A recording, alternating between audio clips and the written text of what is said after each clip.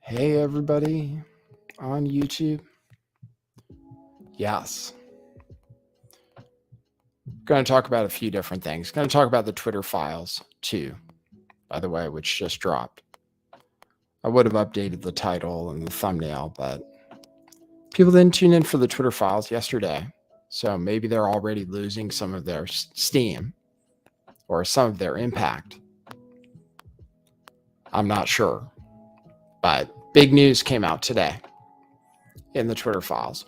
And regarding the title for the show, already strong reactions. People are like, don't talk about it. Or, yeah, don't talk about it. So, yeah, sorry about that. I won't talk about it too much. Just got to give people a reason to tune in and stuff. So, that's all it is. Say hi to people in the chat. How are you guys doing? What's up, Kelly? What's up, G-Dub? Thanks, Psyched Out Slick. See, new here. You see that? There are people who are new. That's new, right? For people who've been around for a long time.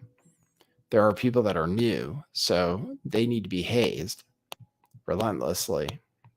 Like, what do you do to new people? Oh, I've been watching Yellowstone. You brand them with a hot iron, and then they're stuck with you for life. And if they try to leave, you kill them. That's what we... Can you imagine? I was watching that show, Yellowstone. You guys seen it? They hire convicts, and then they give them a brand, right, that they're going to work on the ranch, and then they can't ever leave. This one guy's there, and he hates it. I was just like, what the fuck, man? Because I've hated my job before, so I could really relate to that guy who doesn't want to ride a horse and stuff. I'm like, oh, I can relate. I wouldn't want to stay. But then you can't leave. It's like the Hotel California. Oh, I'll fix that. Sorry.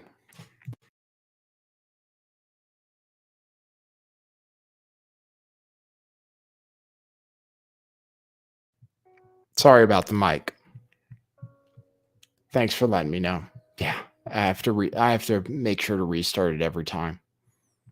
So, going to talk about whether we're going to make it last. We are going to make it last. We are going to make it work. And I'll tell you the reasons why.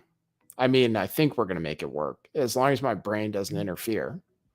But it is my brain that I'm concerned about, because it is like the things I think that I'm concerned about. And then sometimes the things I say. And like people are telling me also. Now I got people telling me like, hey, dude, you might not want to say some of that stuff. So I'm just I'm like, oh, okay. Okay, I better listen to people. Like, I'm the kind of person, I feel like, that where I need handlers. Like, I could use a handler just to tell me, oh, you shouldn't say that. Like, I'm learning, you know. Oh, you might not want to talk about them. Or like, you might be better off just pretending that's not even a thing. So, I'm learning. Learning. So I'll talk about it a little bit. I might have somebody joining me for the show later. Maybe I'll take calls. And maybe we'll take calls at some point off of YouTube for the people on other platforms that are upset to even hear about YouTube all the time. So we might do more stuff there, depending on how inappropriate we are. So anyway, thanks for joining me. Happy Friday night. There's new Twitter files out. Thanks for joining me for the other Twitter files. I have to make sure. Let's see if I have the intro for the show. Haven't played that for a while. There's a Podesta update. I need to learn how to make TikTok videos, because I was going to make a TikTok video about this Podesta thing. I mean, the flashes of Pizzagate happen all the time. If you weren't around for that, People say I shouldn't say certain words on YouTube. That's the trouble is, like, you can say certain words. Like, people can talk about Pizzagate as long as they're saying it's a crazy conspiracy theory that's dangerous. I'm just saying, if you're around at that time, it was something else. There were like many YouTube channels, and I could tell lots of stories. I could talk about this one handler I had, this like psychic dominatrix who told me to make videos that I made. I could talk about that. Wouldn't people be interested? Wouldn't there be conspiracy theories? Yeah, talk about that time I got catfished. You guys don't even know.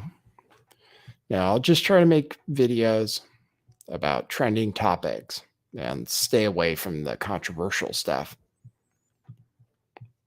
That's what I'm planning to do for the future. All right. Thanks for tuning in. Thanks for joining me. I have a new way you can send me money today. I'm going to tell you about. Always coming up with new ones. Let me play the intro, though. Thanks for joining me, especially on a Friday night. Same time as Tim Pool. That's what I'm trying to do. Like, we're trying to make this the true alternative to Tim Pool, the main alternative. All right, let's see. I think I have to make sure my volume's ready. Okay. Okay, cue musical intro. Boy, that's brilliant.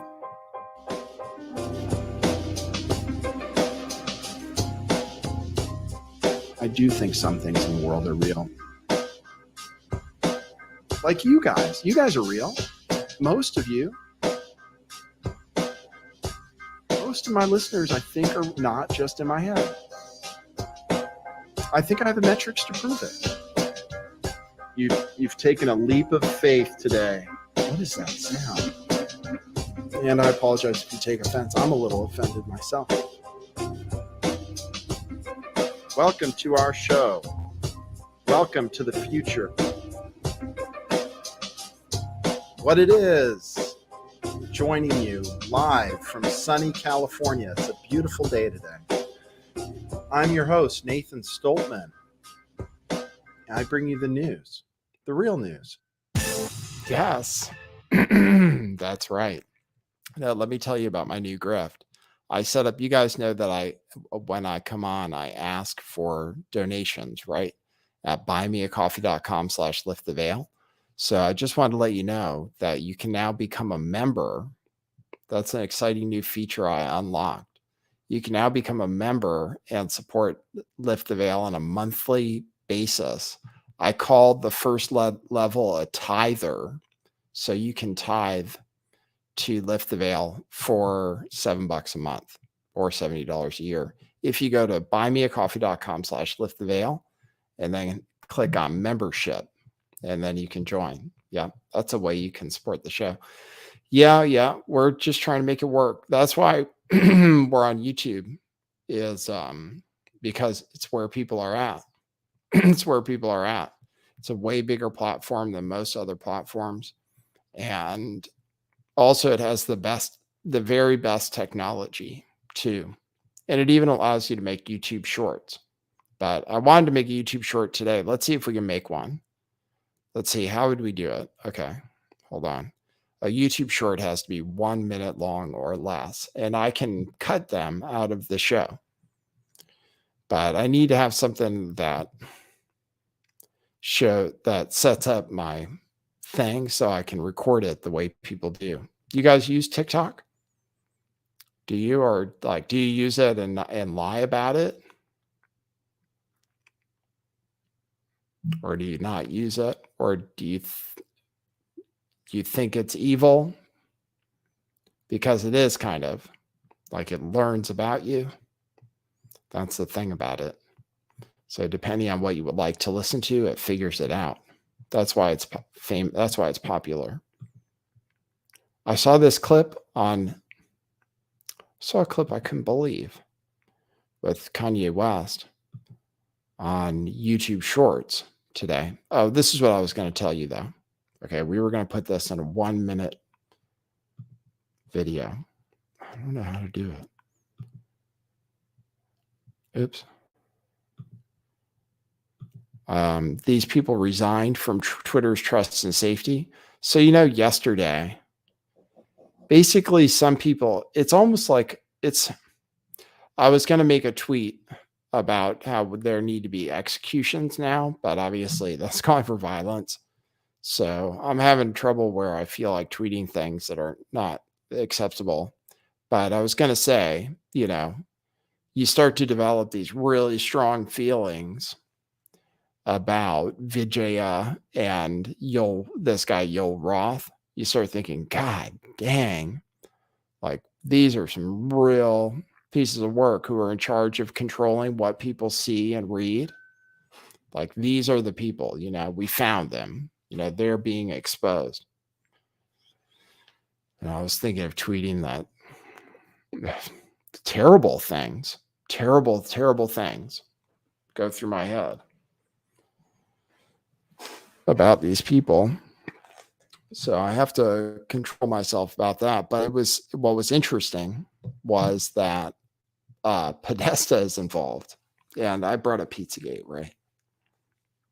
Oh man, I wish I could tell you. Maybe I'll make a video about it. The shooting at Comet Pizza. There's something really, really interesting when you looked into that guy, the shooter, and his father, and his father's film company. I'll have to make a video about it and put it out secretly for my secret members on my secret platform. But there is something I could tell people about that's not necessarily well known about the shooter there, because that was the big deal that they said. Like, that's why Pizzagate was dangerous, because somebody came and shot up the pizza place, right? Like, it created real world harm. When they can do that, and if you ever think, oh, why would they ever do a PSYOP, right? Like, I'm saying it, for example, why would they ever do a PSYOP?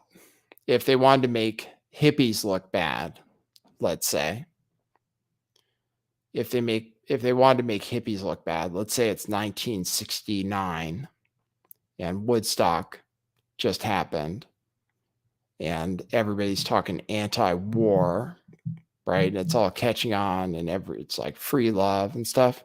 What would you do? Oh, maybe have like a hippie, maybe have a group of hippies go on a killing spree, with this like CIA character leading the bunch. So then you ask, like, why would they ever do that? I'm not saying. I was just giving an example, right? So if you wanted to make conspiracy theorists look bad,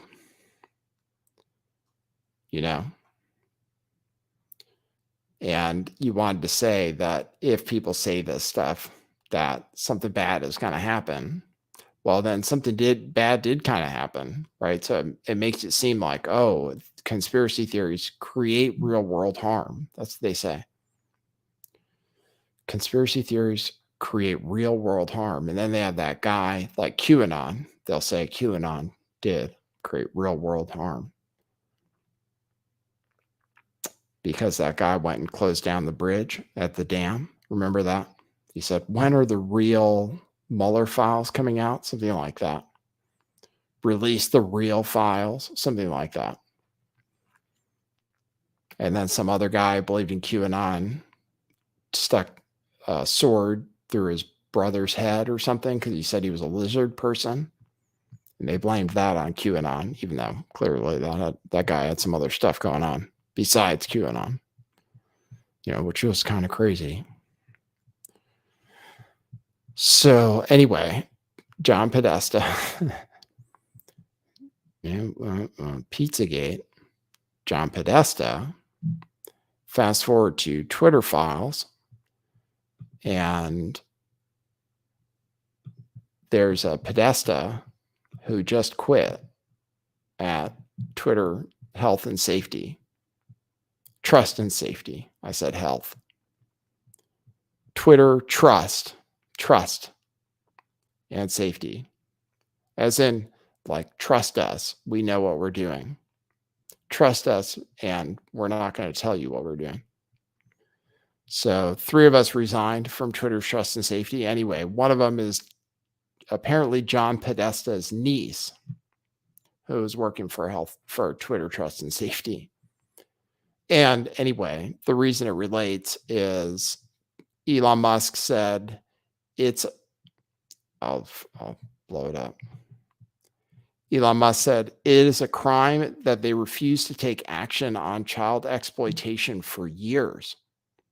So the same Podesta that was involved in like those old allegations, Podesta, there's another Podesta involved here who's not doing some stuff, not taking down CP or something on Twitter. Yeah, what are the chances? What are the odds? I didn't have that one coming up on my bingo card.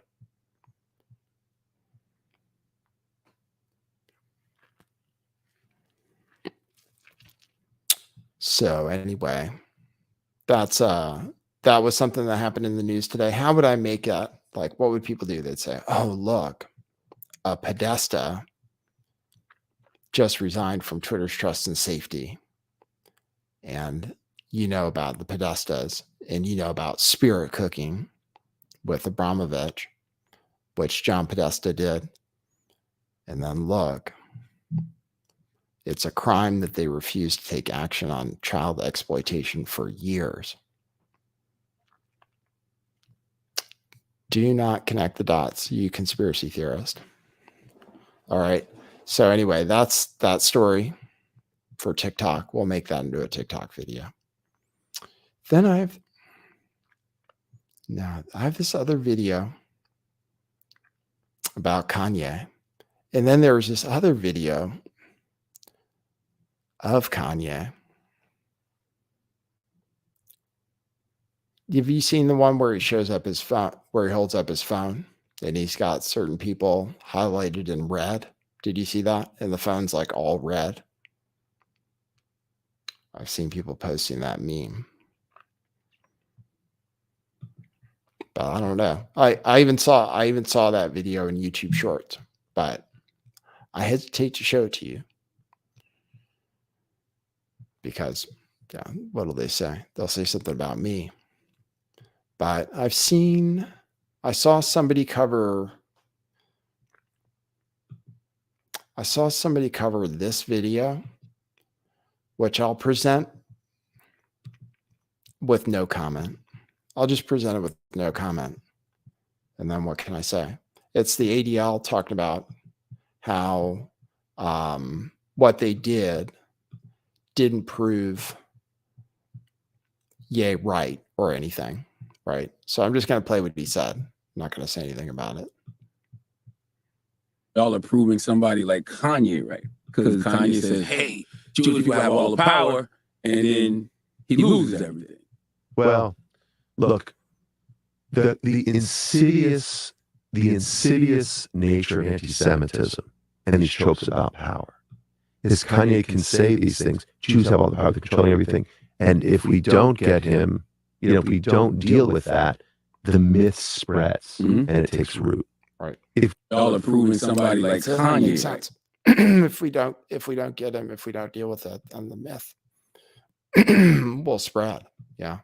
Makes sense. That's why we had to get him. That's why we had to get Kanye before people start thinking, the wrong thing, really.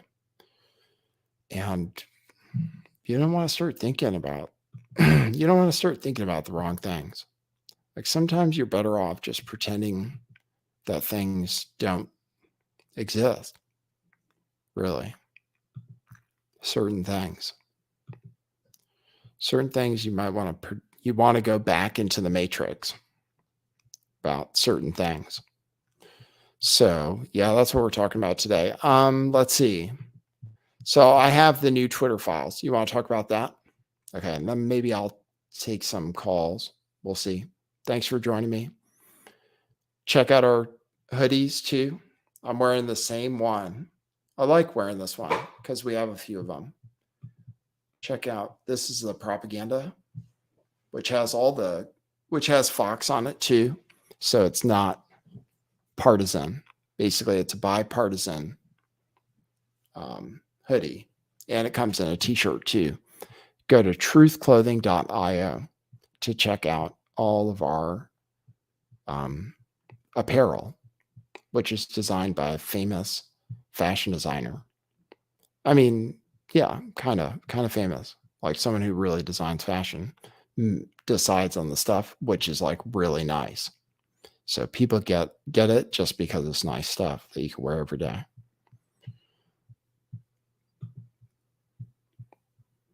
Hoaxwar says it's echoing. Sorry about that. If the audio was screwed up. Yes, the audio was screwed up. Sorry about that. You've heard it though, basically. Yeah, I have to turn off the audio on one. I have to turn off the audio. You want to know about the Trump files? I'll tell you about that.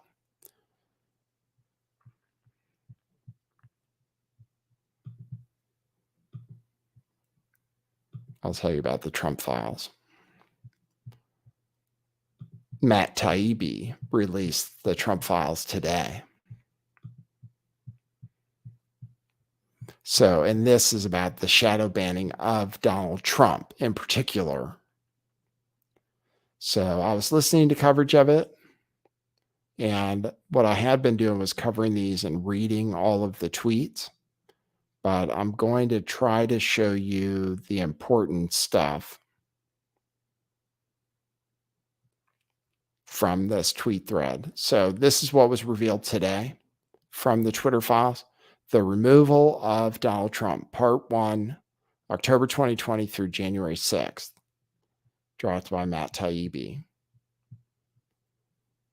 Says, the world knows much of the story is what happened between the riots at the Capitol January 6th and the removal of Donald Trump from Twitter January 8th. We'll show you what hasn't been revealed. The erosion of standards within the company in months before January 6th. Decisions by high-ranking executives to violate their own policies, and more, against the backdrop of ongoing documented interaction with federal agencies. The first installment covers the period before the election through January 6th. Tomorrow, Schellenberger, MD, will detail the chaos inside Twitter on January 7th. On Sunday, Barry Weiss will reveal the secret internal communications from the key date of January 8th. I wish they would tell me exactly what time. And then I would schedule a show and I would just go live, I guess. Or I could do a Twitter Spaces. What do you guys think? Because I was going to go live today to cover this. But I was like, I went live for that last thing. And it wasn't that crazy. People aren't as interested anymore. So, but it is interesting to go live. You can go live on Twitter Spaces, but I don't know if you guys use Twitter Spaces. There was a big, if you're on Twitter Spaces is kind of blowing up in certain aspects. Like that's where people get together. It's kind of like, what's it called? There was some kind of service that everybody was into for a while called something room. I can't remember what it was. Everybody was into it for a while. Now people are into Twitter Spaces. So I could theoretically host one of those if I had people following me on Twitter, but most people follow me on YouTube or on Rockfin or on DLive. But it sounds like there's going to be more coming out tomorrow and Sunday. Whatever your opinion on the decision to remove Trump that day, the internal communications at Twitter between January 6th and January 8th have clear historical import. Even Twitter's employees understood in the moment it was a landmark moment in the annals of speech. And here's a thing that says, is this the first sitting head of state to ever be suspended? one of these messages said. As soon as they finished banning Trump, Twitter execs started processing new power. They prepared to ban future presidents and White Houses, maybe even Joe Biden. The new administration, says one exec, will not be suspended by Twitter unless absolutely necessary. Unless absolutely necessary to alleviate real-world harm. Twitter executives removed Trump in part over one executive called the context surrounding actions by Trump and supporters over the course of the election and frankly last 4 years. In the end, they looked at a broad picture. So then he has a screenshot and it says that I went over this before about the context, that it was the context of his tweets that they took into account when they said that they decided to ban him. Here, I'll try to read you guys the good stuff. As the election approached, senior executives, perhaps under pressure from federal agencies, with whom they met more as time progressed, increasingly struggled with rules and began to speak of VIOs as pretext to do what they'd likely have done anyway. And then here's Yoel Roth, lamenting a lack of generic enough calendar descriptions to concealing his very interesting meeting partners. So this is Yoel Roth, who's kind of like the most evil character, I'd say, in this whole thing. And is the one complaining, about being targeted, basically. But he is in this capture from his Slack. It looks like he was meeting with the FBI.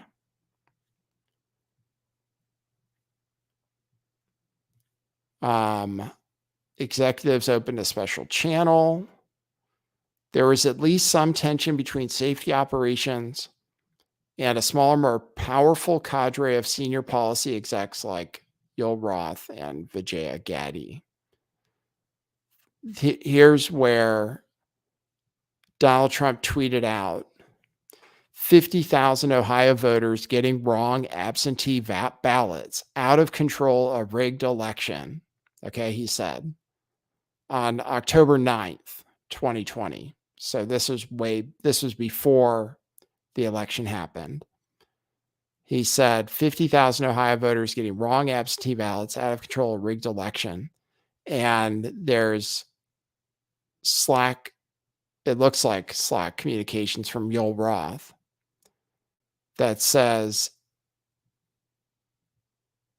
the link, the thing that he posted happened to be true. Someone said a rigged election would be enough to be in violation. He said, if the claim of fact were inaccurate, yes, but the claim of fact is true. During this time, executives were also clearly liaising with federal enforcement and intelligence agencies about moderation of election-related content. We're finding out more about these interactions every day. Policy Director Nick Pickles has asked if they should say Twitter detects misinfo through ML, human review, and partnership with outside experts. The employee asks, I know that's been a slippery process. Not sure if you want our public explanation to hang on that. And here it says, for example, can we just say partnerships? E.g., not sure we describe the FBI, DHS as experts or some NGOs that aren't academic. Okay, just to show that they've been consulting with the feds for content moderation. So that's interesting.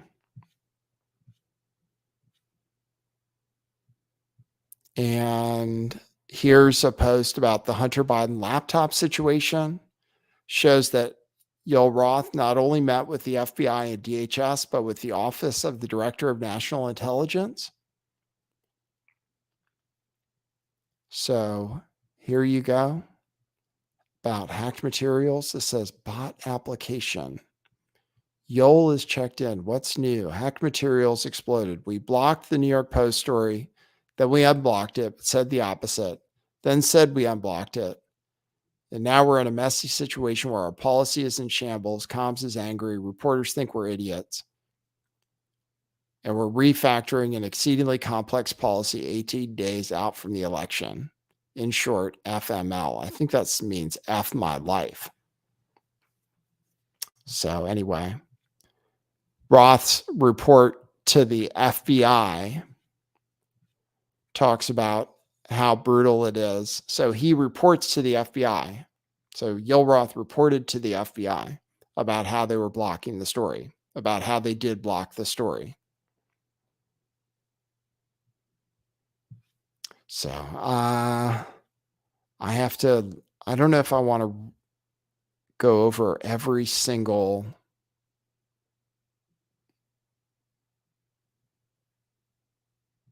tweet, but they have a lot of different election denying tweets that they say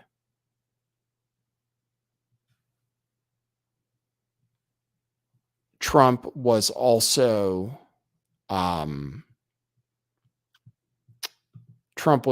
suppressed before the election. So that's another thing that we learned from this drop. Here it says, in one case, Mike Huckabee joke tweet about mailing in ballots for his deceased parents and grandparents. And then they said that he was admitted to a crime and it could still mislead people. So they were thinking about putting it under misleading claims, even though it was totally a joke. So I think also, so anyway, more stuff about what's going on with Twitter, what's going on with how they got rid of Trump, or how they got rid of Trump, and how the content moderation works. I'll look over.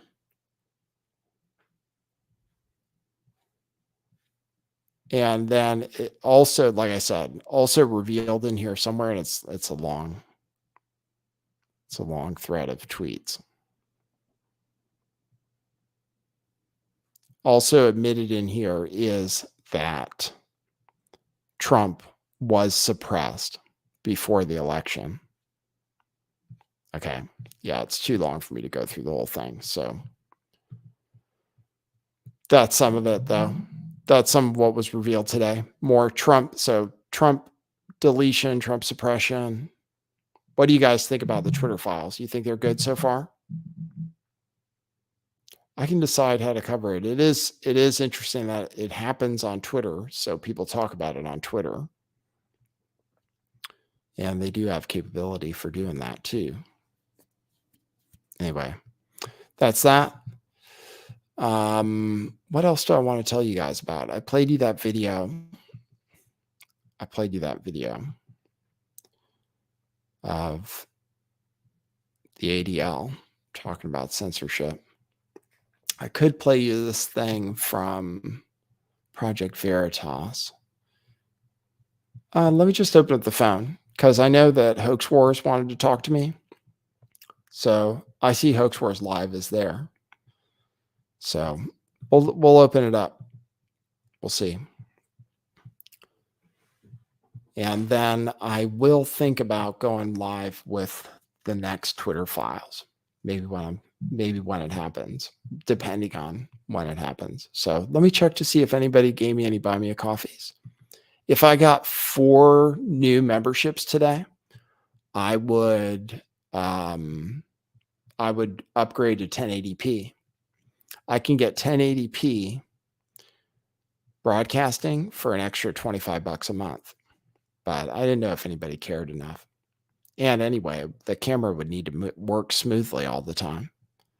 Thanks, Spaldo, who bought 5 coffees. Says, shout out to Hoax Wars, line by line breakdown of Yay last week. Okay, cool. I missed it. Thanks, Spaldo. I think Hoax Wars is coming on the show. Apathy Boy says, I feel bad for the parents of baby William in New Zealand. I got to look at that. Does that have to do with the blood transfusion? Apathy boy? Baby William in New Zealand. A few people have told me about that story, so maybe I need to report on it. Is that a baby that was taken away from his parents because they didn't want him to get vaccinated blood? Is that what that story is? Or is that a different story? I know there was some story about somebody refusing vaccinated blood transfusions, and they don't let you do that. I reported on it. I reported on how there's this company that's trying to do unvaxxed blood and make it a commodity. And I was telling people, I was like, oh, seriously, like you guys, you might be like, this might be like an oil well, basically, of unvaccinated blood to provide people in the future to survive, you know, like people might need it and pay you for it. So you wouldn't have to do anything. I told people about that. But thanks, Tapio, for the tip. Appreciate it. And thanks over on Rockfin. Hoaxworth, did you want to? Hoaxworth is having a panic attack. Oh, okay. Well, there's not that many people tuned in. You're already kind of famous. Thanks, Happy. Thanks, Vogan Filter, for the tip. It says Grande Cold Brew. Thank you. Yeah, I was having one of those today. Oh, I have to grab something. A new study shows, says, happy holidays, Nate. Sorry to be the one pointing out that we need to delete the apps who censor. The last thing I want to hear when I tune in on Rockfin is how great other platforms are. F those apps. I love you, bro. Just keep going. People will follow you wherever you go. Have you seen the baby kidnapped in New Zealand? Baby Will. It's insanity. So that's the second person asking about Baby Will. So tell me if I got the story right. Is that the story that I was correct about? Okay, I have to do something real quick.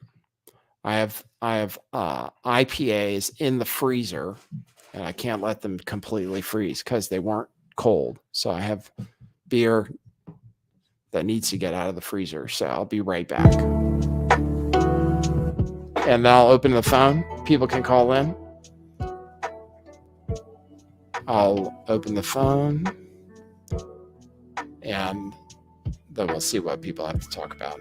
And just, be reasonable.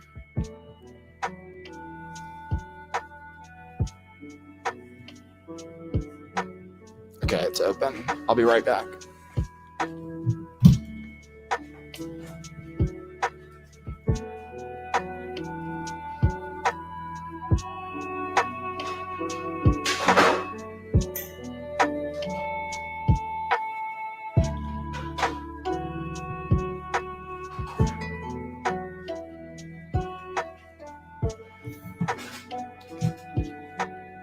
Okay, I made it.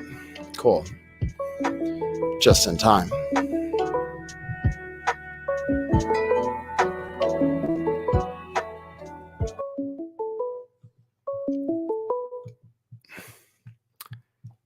Hello, you're on the air. Hey, what kind of IPA are you drinking? I like Mind Haze. It's Which one? Sorry. It's called Mind Haze. They make it. It's like kind of local, but it's made by Mind Haze. Yeah, right. Mind Haze. It's like a hazy IPA. Do you like IPAs? Nice. I like the ones that are more kind of floral. Maybe like I Yeah. don't know if you describe it as like citrusy. I know some Yeah. of them are really fruity and some of them are really, really hoppy. Yep. And I don't know what the heck makes the difference. I'm honestly not a big beer drinker, but Obvious. when I was younger, How would I drank know? my share of it. Yeah, that's good. No. I mean, I've had them, but yeah. I mean, I just don't like really drink. I don't know. I feel like I just get bloated before I get drunk, so it's just not worth it. Oh, I see. But, if you're trying to get drunk, yes. If your intention is to get drunk, then there are things better that are there are things more efficient at that than beer is. Right. But, I mean, I'm not I just feel like I might have an allergy or something to alcohol because it doesn't really matter what I drink. I kind of feel crappy before I feel buzzed or good. My body just doesn't react to it. But anyway, that's not what I wanted to talk about. Really wanted to talk about Tim Pool. Okay. Yeah, he's just been on my mind for a long time. I've never really watched a lot of his. I guess I do. I guess I watch enough. But I just feel like there's been a huge arc with him, a humongous change in position. It really kind of started around the election. And I mean, he claims to be, center of the road, middle of the road, and the professional fence sitter memes and stuff. Mm-hmm. And in some ways, he is. I mean, like you were talking about, he's like a master at skirting the line, walking the line where the YouTube rules are and everything. So he's definitely masterful at avoiding taking a hard stance and then not stepping on landmines. But I mean, he's drifted so far right, it's completely crazy. And the fact that he wanted sits there and pretends to be unbiased, he still always says that he's unbiased, and I'm just like, dude, right? I mean, you are like a Trump sycophant. It's crazy what's happened with him. But one thing I noticed recently was that he used to say, all of them on that show, not just him, they used to say Judeo-Christian a lot. They used to invoke that term, Judeo-Christian. Mm-hmm. And I mean, I can't give you a date exactly when it happened, but I will say there was a hard stop on the use of that phrase among every single person that sits on that table. Oh, really? And I'm just wondering, I don't know. I thought it'd be maybe something you'd notice. You're on the spectrum and everything. But I mean, because I honestly, every time I hear that term Judeo-Christian, my ears just kind of perk up. I'm just like, man, to me, it just seems like a State Department kind of, Zio talking point. So I'm just like, all right, whatever. But so I noticed when I stopped hearing it. And so anyway, I don't know. I was just wondering about that, and also just your overall thoughts on Tim Pool. Yeah, Tim Pool's interesting. Yeah, I mean, I remember watching him when I feel like I remember watching his videos when once he was complaining about how he wasn't getting as many views as he wanted to and stuff. I remember watching this one video of Tim Pool. He was like, oh, what do you guys want me to talk about? It seems like there's not as much interest. And then ever since then, he's blew up, and he got into the culture war stuff. And then, yeah, I mean, the part that really gets me, the thing that gets me is when he goes and he became pro-Trump. That's where I just don't know if I believe it. I do feel. Because he became. Go ahead, sorry. I just feel like a lot of people were pro-Trump who maybe could have cared less or didn't like Trump actually, but did it for the grift, So that's why I was curious about. He just didn't seem like the type, and he went all the way. And I remember him saying, oh, Trump's going to win in a landslide and all this kind of crazy stuff. That for him to continue to say he's unbiased and stuff, I mean, it's I mean, he doesn't talk about Trump necessarily winning in the landslide in this next election, but he always talks about how it's oh God, the woke are just they're imploding. Just look at them. They can't do anything. The right is just going to take over the world. I mean, clearly the right is just going to fill this power vacuum that all these completely incompetent, crazy leftists are going to leave. Right. And I'm just like, dude, you're a moron. They still hold damn near every lever of power in the country. And the conservative camp, in my opinion, and I consider myself a conservative, not a Republican. Fuck the Republicans. But and honestly, I can't believe I even consider myself conservative. I would never imagine a million years when I was 20 years old that I would ever identify as conservative. But I want to conserve my own values, but I just have a respect for the past. I have a respect for heritage. I have a respect for elders, and just the fact that they've gone through life and had many more trials and errors and learned a lot. And I kind of feel like that's what cultures are, is basically it's the group norms that have survived trials and errors for thousands and thousands of years. And there's a reason why. I mean, they're not perfect, but there's a reason why. So I really hate progressivism, the revolutionary aspect of the left, because it never ends. They can have everything they want, and in 10 years, you'll still be a bigot unless you've moved on to the next thing. It's completely insane. Mm-hmm. Well, that's true.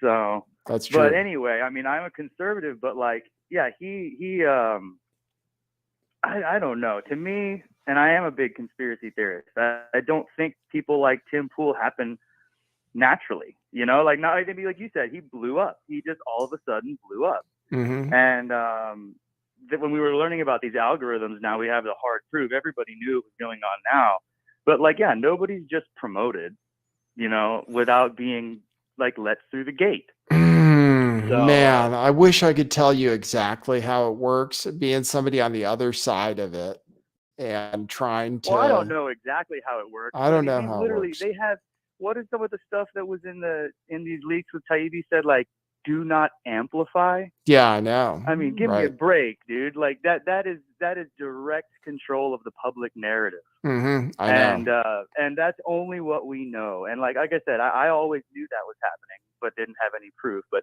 I mean, now we're just getting the first crumbs of it, and I guarantee we'll never even know the full depth of it. So I mean, at this point, yeah, I'm strongly convicted that, like, no, man, nothing really happens organically on a national scale.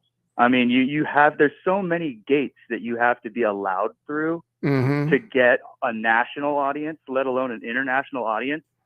It's impossible. It's completely impossible. Yeah, but then you see, but what about people like Alex Stein or Libs of TikTok, or like, there are people who become some kind of famous, right? Well, Alex Stein, I mean, is, in my opinion, like very benign. I mean, he's just a clown. He's a goofus. Like, he's not really he's not even that extreme. He's just, and again, to me, he seems like a big grifter. Like, he's just like, okay, he's just going to make fun of the vaccine and just do, like, the extreme of the opposite of what the establishment wants you to do. I don't have any problem with him. I think that's why he's not relevant. Alex Stein's not relevant in my opinion. Interesting. I mean, if he started becoming like, no, I don't think he's just really goofy. I mean, does he have a show or something where he sits and like discusses anything? I mean, he just seems like a clown to me. He had something called Conspiracy Castle, which was a channel where he did shows where he would do live streaming. And I think he's experimented maybe with some interviews where he's interviewed people, but otherwise I'm not sure what he's doing right now. I mean, he got hired by the Blaze. So he got a job. So he's kind of working for the Blaze, whatever he's doing right now, I think. Yeah. So. He's not on my radar. But no. I mean, I guess I shouldn't be so dismissive, because I do believe, like, all that kind of memeology and culture creation is a potent way of, swaying the masses in certain directions as well. Yeah. But he's just not on my radar. So I guess I just am not giving him enough credit. Yeah. But I mean, I would say a good example of it is like these like the intellectual dark web, and like even to a lesser extent, Joe Rogan and Tim Pool are kind of an example, and I'm trying to throw in another person or a couple more in the mix. It seems like there's just a lot of like these little bubbles of cross promotion on YouTube, where like, one person, like you'll get a group of 10 people that each had 200,000 followers. And they just go in this huge incestuous loop of interviewing each other until everyone's got 1 million followers, all the same. But, I guess there's probably a lot of that just for money, but I feel like the ones that are more politically and culturally charged, like there's more than money going on in those things. They're kind of orchestrated. But I mean, another good thing would be like the diet stuff. That's a really obvious one. I mean, like you just go and you just see the same videos with the same like 4 super extreme, carnivore diet guys or whatever, and they're just like cross promoting themselves like crazy, and it's just such an obvious grift. Yeah. Well, there are a lot of them out there. I mean, everything's some kind of grift. So, well, okay. So, like, what do you think of Luke Rudkowski? Oh, Luke. I don't know. He's cool. I don't know. What am I going to criticize him about? He was like, he made this offhanded remark to one of the girls on set that I thought was just like really mean. He called her, he goes, what did he call her? He called her some like Disney girl name, Hannah Montana. He was like, oh, shut up, you want to be Hannah Montana, to one of the girls that was in the room with him. And I was like, what? Did he really just say that? That's really mean. Like, that's really, really mean. So I don't know if he's got a thing where he doesn't like women. Like, cause I don't know if I've ever heard him, but he's single, right? Him. I have no idea. It's, I don't, anyway. So I don't know if he's got a thing where he doesn't like women or something. So I noticed that was weird. But otherwise, I don't know. I mean, they can't say anything on there. So, I don't know if he's able to say the things he really thinks or not on that show. I'm just not sure. Yeah, I know. That's why I was hoping you could give me some insight, because I feel the same way. I'm like, man, the whole thing just seems to me, like I said, and I'm giving it too much hyperbolic to say it's 100% controlled. But I do believe that we have the evidence now to show that, like, there are many, many forces at play trying to control. Well, I don't even know about many, but very, very powerful forces at play trying to control the public narrative, which is a difficult thing to try to do. Mm-hmm. But it seems like they're getting pretty dang good at it, and they can at least stop certain things. Like, maybe they can't control exactly what they want, but they can snuff out some things if they really want to. But yeah, Luke, I mean, he definitely moves the Overton window over to, like, that conspiracy side, Mm-hmm. Which is, I think, a good thing. But yeah, but you could never go on his show and really talk about, like, why doesn't Luke bring up Building 7 or something? Like, nobody ever talks about that. Nothing about 9/11. Right. Yeah. So, which is an easy one. Like, you can talk, like, I think you can talk about that and not get censored. I think you can talk about Building 7 because there was that study done by the University of Alaska. And so you can point out, like, a real thing about that. And I think you can get away with it. I'm not sure. I mean, I just said it, and I think I've said it before. I had on the guy from Architects and Engineers for 9/11 Truth before, Richard Gage, who I guess broke up with that group. I've seen it. I watched that interview. I don't think I saw it live, but I watched it. Yeah. So, I mean, it's not totally impossible to talk about some stuff, which he still doesn't talk about. So, yeah, I don't know. I mean, it's pretty, that is a pretty touchy subject. I mean, I remember watching that happen. I was in the 8th or 9th grade, I think. And I just remember thinking, wow, like, I can't believe those buildings just fell down like that. I know, right? I mean, just exactly into their own, I don't know if it's exactly into their own footprints, but damn near close enough. I mean, that is ridiculous. Yeah. And then the second one happened too. And I'm just sitting there as a kid, scratching my head thinking, like, come on, like, nobody thinks this is weird, I mean, and the fact that you can't even you have to pretend like that's not odd, right? I mean, right. That shows, right. It's just bizarre, man. Right. Well, I don't want to take up too much time. Be suspicious of Tim Pool, sir. I mean, thank you. And again, like, think about that, because I swear he just, like, hard stop. You'll never hear him use that term again. That's funny. Yeah. So I don't know. All right, buddy. All right, man. Easy. Thanks for the call. See ya. All right. 650-429-8294. You can also go to buymeacoffee.com/lifttheveil and buy me a coffee and leave a note, or you can become a member, which I think I have 0 so far. I have 1 membership level, tither. Like, you can have a tithe. I don't take 10% like the Mormons do. Who else takes 10%? Do Catholics want to take 10% too? Hey, you're on the air. Nathan, my man, it's Hobo Tommy. What's up? Hey, Hobo Tommy, what's up? What's going on with you, man? It's popular. It takes me a long time to get through to you. Well, I was on the long phone call, but thank you for saying that. I'd like to think I'm popular. Hey, so the first time I heard Tim Pool was actually from your show last week. I'd never listened to that guy. Ever? Really? Wow, that's amazing. Never. I guess I heard that. I'm a bit of a hermit, so but dude, the guy's a normie, man. There's 1,000 freaking Tim Pools on YouTube. Stop trying to be like Tim Pool, man. Yeah, I got it. You're not a normie, Nathan. I know, that's true. You're not a normie. I know. Well, that's the problem. It's like, I need to work on that. No. What, you want to be a normie? Well, I need to be more like, I want them to like me. I want them to accept me and make my videos trend. I don't know, whoever's in charge of YouTube videos and the algorithm and stuff. Like I want the algorithm to like me, for some reason. So I don't know what I have to say. So there's a problem here. Yeah. Because YouTube, Twitter, right? They're weaponized capabilities by the U.S. government. Okay, there's a reason Jack Dorsey doesn't know what the hell's going on in his company because he's not running anything. It's the same thing with Facebook and Zuckerberg. These were all In-Q-Tel seed projects. AWS is the biggest one. Somehow, the feds provided seed money and were able to convince every corporation on the planet to store their data files on AWS. Mm-hmm. It's not a service; it's a military capability. Yeah, that makes sense. A lot of stuff happens on there. Yep. Same thing with YouTube.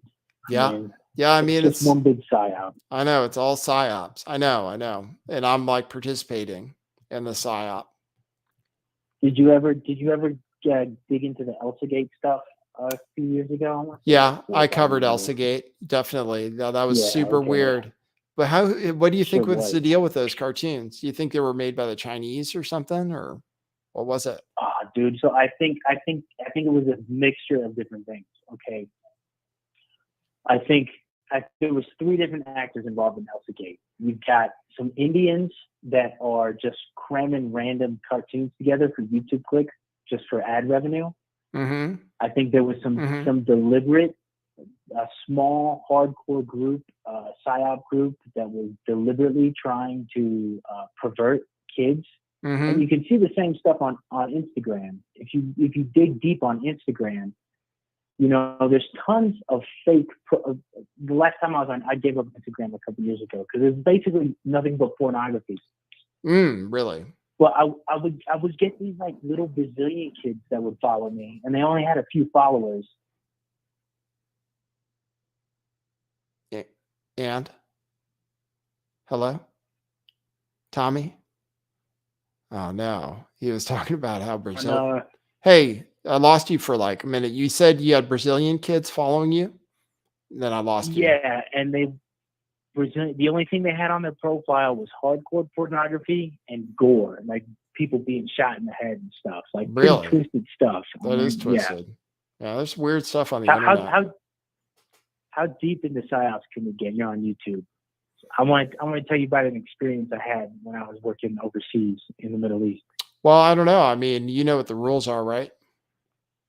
Yeah, maybe I should save it. Okay. Well, we can save it for another show. All right. Or I can go over to Rockfan or something. But the bottom line is there are deliberate organizations that, they produce this stuff. They're commissioned to produce this stuff in order to pervert the society. It's called the long game. Yeah. Right? Yeah, Yeah, I mean, I don't know. That ElsaGate stuff was crazy. I mean, it was like to create phobias. It seemed like people catching on fire, right? Burning themselves on the stove, spiders, needles. It was all these phobias. Oh yeah, and wasn't there a lot of domestic abuse too? Like Mario was like beating up Peach, and it was crazy. It was just all it was pretty weird. And that was making it to the YouTube Kids app. So that was specifically designed to be filtered towards your kids. I know, it was crazy. Yeah, that's some crazy shit. I was telling my cousin about it. And he was like, "Oh, you use the YouTube Kids app. It's fine. It's Nah, dude. Yeah, I remember that. And man, these Podestas are popping up everywhere, dude. They are the creepiest people on the planet. Don't target the Podestas. They're a protected group. You can't say anything. Okay. Like, don't target the Podestas of all people. The Podestas are protected. They're a protected group. Don't say they're all pedos or anything. Okay, no, they're great people. Yes. Great people. Yeah, right. Exactly. Fantastic taste in art. Yeah. Anyway, that's it, man. Hey, quit trying to be a normie. I love your show. Okay. All right. See you later. All right. Thanks. See ya. Bye. Thanks, Hobo Tommy. Hobo Tommy is cool. Hobo Tommy hooked me up with some donos over there on Rockfin the other day. I appreciate that. Thanks for the tip. Blue Moon who says, I would buy you a coffee. Thank you. Appreciate it. Hello, you're on the air. Oh my gosh, I can't believe I got on the air. Hey, what's up? I was searching, I just searched the topic lift the veil like a couple years ago just because I was feeling so strongly that this veil was about to be lifted. Like Really? I had written this poem and I was just looking for the poem so if it rang through I could read it to you. And now I can't find it. Oh no. Well, that's all right. I've been thinking, and watching you, I know that I just feel that I know you have to keep topic for like, there's a certain standard, there's a thing you have to go by, but I can see that that there's something underneath that you just aren't even allowed to report on. And I see that you feel it too.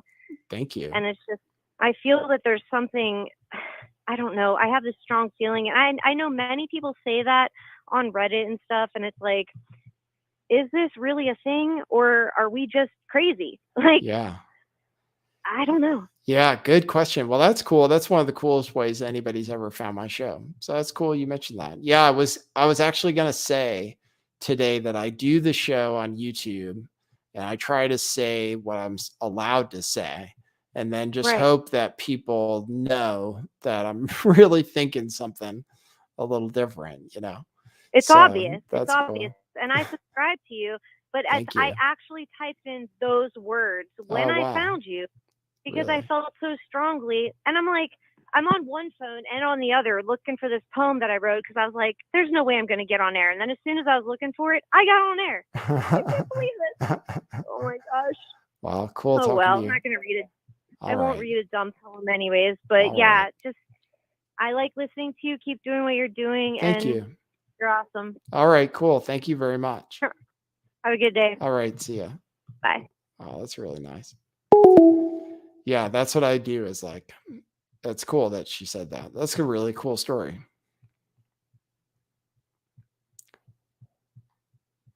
It's like that people know that what I'm actually thinking,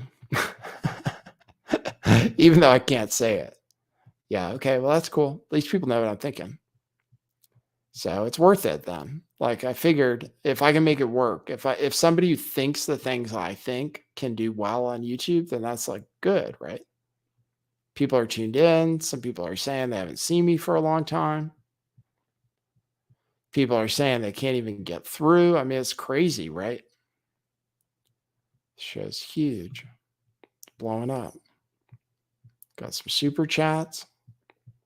I think we'll see if Hoax Wars calls in. Hoax Wars wanted to call, but so many other people called in. Oh, I don't even have the number up. Thanks for people who support the show. Really appreciate it. And I'll try to come back with more coverage if I can tomorrow for the Twitter files. And sorry if the Twitter files, I didn't give it to you perfect tonight. I just didn't go live to cover the full Twitter files this time, but I could next time. It's like free content, right? Every time the Twitter files come out, it's free content. You just get to read them and then say whatever you want about it. So, and then some people tune in for it.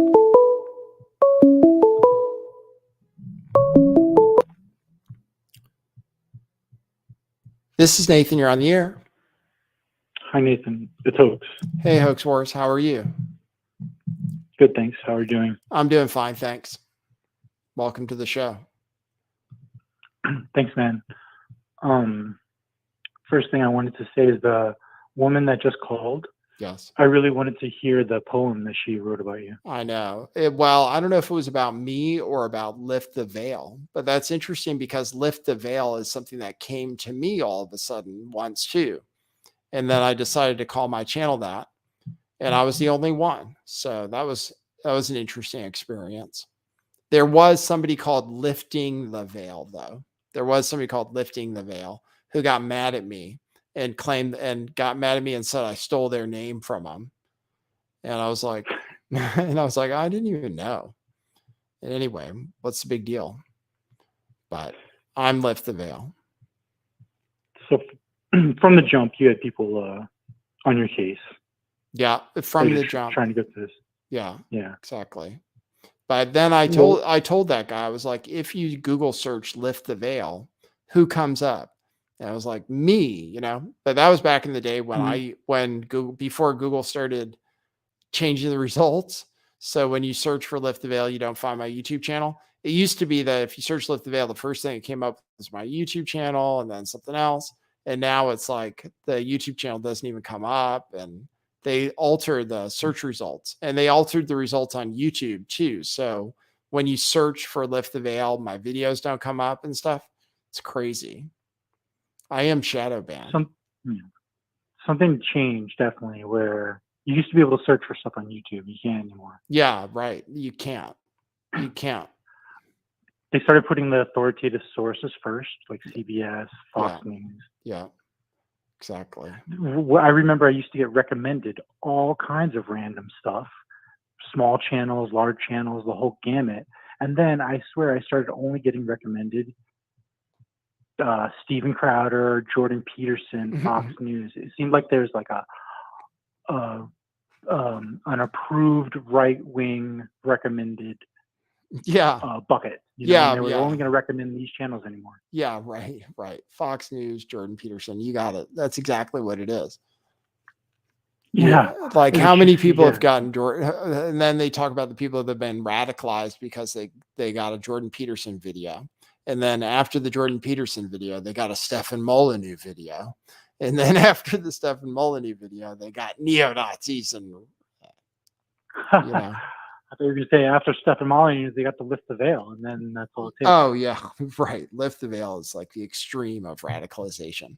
Like once you're fully radicalized, people who are fully radicalized know that they're subscribers to Lift the Veil. Because once you get there all the way, then Lift the Veil is all you can listen to. So that I think brings us back to the topic of the show, which is when you started on YouTube, it was a lot different, and it was a lot more fun. Yes. Yeah. Well, I mean, I think about whether it was better. I mean, I made videos like back in the day. I made a video about the Manchester bombing, right? Where I claimed that this girl who was, I don't even know if I could say it. Like I can say it, right? I can say what I did and say it was wrong, right? So I claimed this girl who was one of the people who was interviewed afterwards, a survivor of the bombing, was actually also one of the girls that was photographed as one of the victims of the bombing. Anyway, so I made that video and I was wrong, actually. Like it was a bad analysis and stuff. And it actually wasn't the same girl, but the video got tons of views. I got tons of subscribers. And I remember the person's mom reached out to me telling me to take the video down. And it was like, you could totally make videos claiming people weren't even, claiming people hadn't died or, whatever it was about tragic events and stuff. And it was allowed, but it's no longer allowed to do that. Not even close to allowed, like so close, so not allowed that I'm afraid to even say that I did it before and that it was wrong. Right. So you made that mistake about someone before, and you mentioned that you were watching the Sandy Hook trial coverage. And you felt bad for the parents. Yeah, I did mention that. I did feel bad for him. Even Robbie Parker. I did. Yeah. That makes me soft in conspiracy circles, though. Conspiracy circles are like, oh, come on. Give me a break. Well, a lot of us believe that Robbie Parker was just completely fake. Oh no, you can't. I don't think you can say that. You can't say that though. That's wrong. Well, I'm saying a lot of us believed that. Oh, people believed that. You can't say us. Like you can't express that belief. So you're saying people believed it. It's okay. Everybody, calm down. He's saying some people said that and it was wrong, right? Yeah, you can't even say those words. All right. So, okay. So here, this gets me to what I really wanted to call back. What I wanted to call in about. Okay. You're running a YouTube channel, and you've been banned how many times in the past? Oh, if I had to say the number of videos that have been deleted, I mean, that would be outrageous. Channels you've lost. Well, my big channel was deleted twice. Once it was deleted and I got it back, and once it was deleted permanently. And that's it. So that's it. I've only lost one channel. And what's the peak number of subscribers you had on that channel? 101,000, I think. You were over 100,000. Yeah, that's true. Someone asked me recently. They were like, "What's the highest LTV had on that main channel when it got canceled? 40,000." A lot of people don't realize you were that's a big time channel, dude. 100,000. I know, I was big time. And you were only growing. You were growing fast. Well, until I was growing until the real crackdowns happened. So, and then the channel, same thing happened to me. It happened to a bunch of channels where all of a sudden you couldn't get subscribers anymore, and like they shut it down. So that's when I quit YouTube, was when they did that. It was like, I got to 100K, but then it just stopped. It stopped. Yeah. You couldn't get any more. I remember when you made the move from YouTube to Twitch and then to DLive. I made it with you because I was seeing the same kind of shit. Yeah, right. And so what are you doing differently now versus? And I saw what they did to you, but what are you doing differently now where you feel your channel is safe from that? Oh, I don't know. I'm trying to be different. Like, I'm trying to be more realistic about what I can talk about, because the problem I had with the channel I got nuked was I started talking about the vaccine, and I just insisted on continuing to talk about it, even though I was getting strikes, and like, even though I had 2 strikes and stuff, I just wasn't focused enough. I just didn't care. And I was like, oh, I might as well nuke my channel, I guess. I don't know what I was thinking. So I just kept making videos that, even though they were within the rules as far as I was concerned, it wasn't advisable to be making those kind of videos on YouTube. I just shouldn't have been doing it. So it's very, very difficult, because it made it hard to talk about the thing that was the main topic in the news. So I don't know what I would do. I don't know what I'm going to do. Like, I don't know if I can contain myself from not saying something stupid, because I realized it's like, because when you said that you thought it was funny that I was surprised to get a strike, because you weren't surprised. Right. Yes. So that's the problem I have. You're talking about all the trigger things, you were saying. Right. Don't even say it. The mustache. You're talking about the mustached guy, and then the people that he did bad things to, and then you were reading all those notes. So I'm like, the YouTube algorithm, they have scripts set up. The ADL works with YouTube to have these automatic filters put in place to where they analyze the transcript of your stream. Yes. And they see these patterns and these keywords, and I believe that's when they strike your channel automatically, and there's not even human intervention. And then the first human interaction there is when you appeal. So if a computer automatically says, "Oh, this, we know enough through our AI to know that he's talking about Jews, and it's not a World War II documentary." You know what I mean? They fulfill the criteria, and then they just strike it automatically. No person's there. And then if you want to get it back, you will file appeal. Then a person takes a look at it. Maybe a person takes a look at it. Yeah, if you're lucky. Yeah. If you're lucky. Yeah, I don't know exactly if it works. I don't know. I know they use the AI to figure out that they want to demonetize all my videos, because whatever I do, if I make a video, I'll make a video and I'll upload it to YouTube, and it'll say, do you want to monetize this video? And I'm like, yes, please. And then it asks me a bunch of questions. And it's like, do you talk about, and then there's like a section for controversial topics. And then it's like, did you talk about a controversial topic, but you covered it fleetingly or something like that? So I would always pick that one. And then I'd submit my rating, and then YouTube would run through the video with their AI.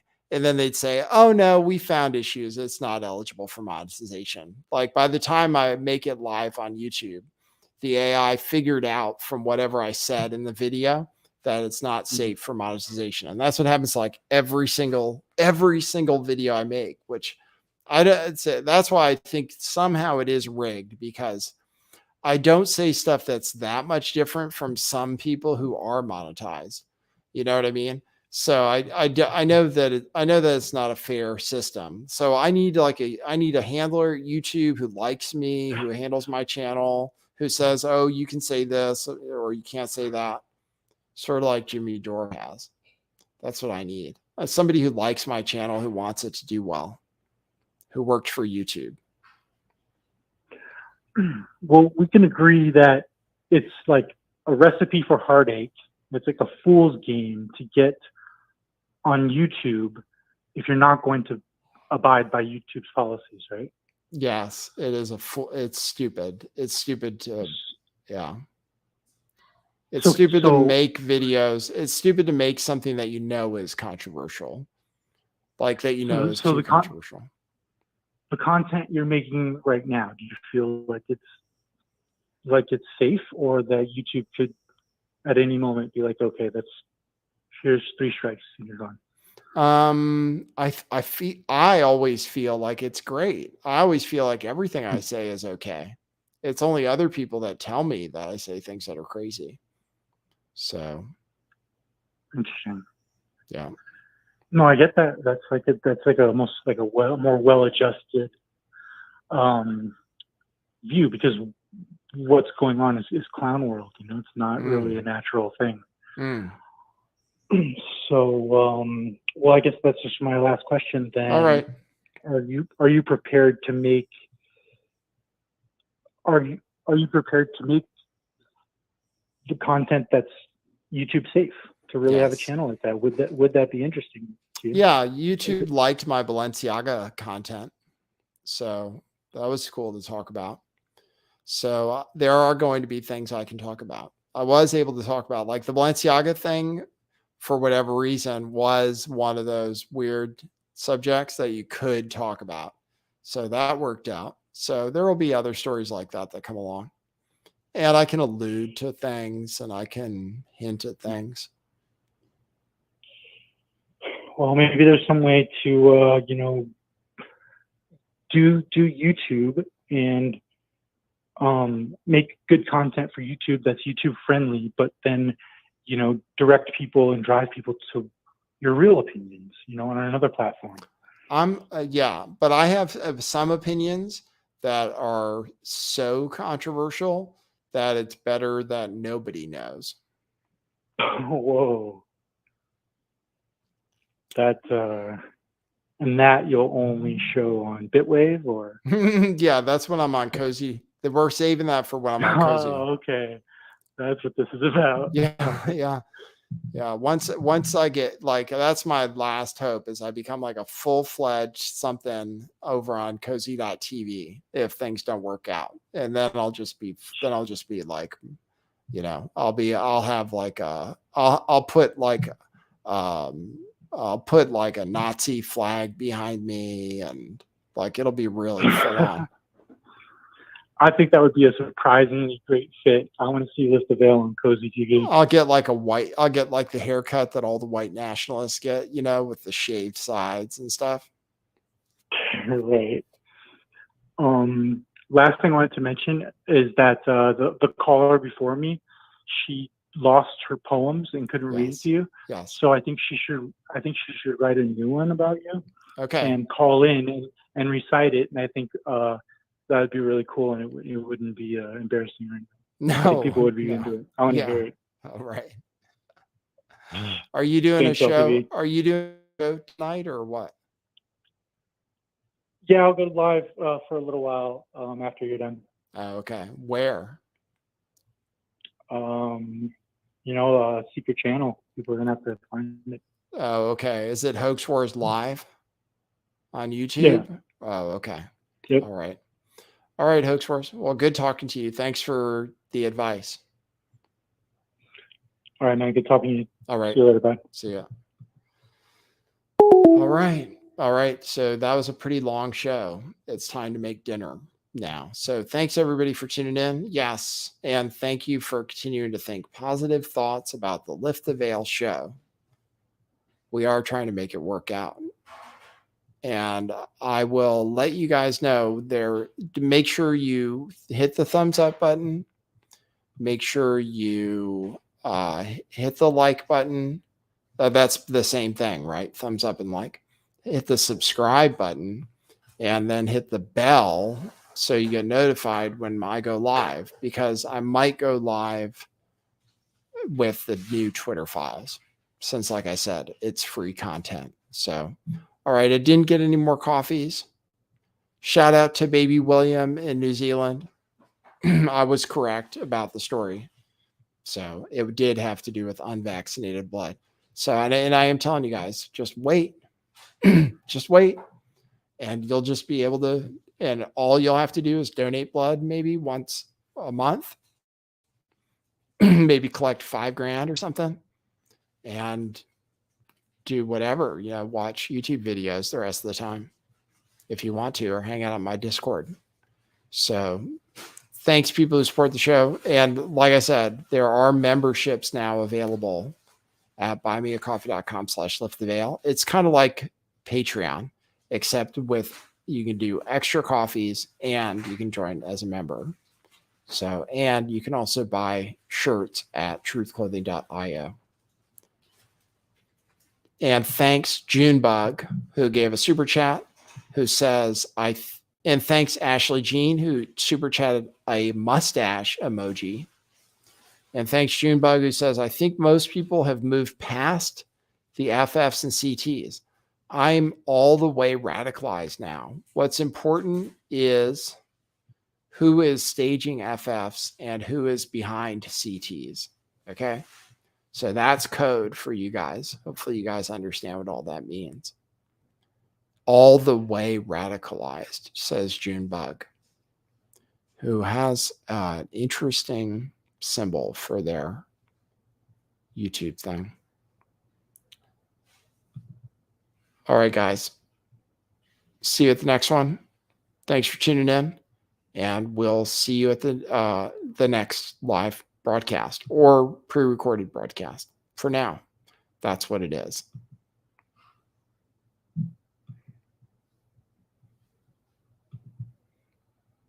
Thanks, guys.